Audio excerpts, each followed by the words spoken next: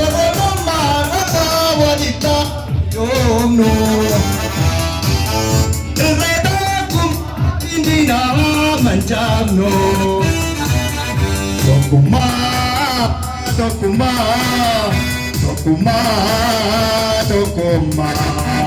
yaa ilmaan Oromoo tokkummaa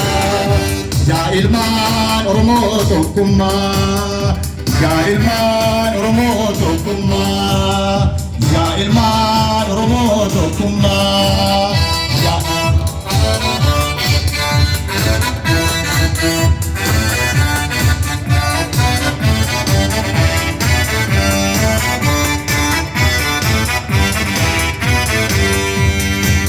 ilmaan Oromoo tokkummaa yaa ilmaan Oromoo tokkummaa yaa ilmaan Oromoo tokkummaa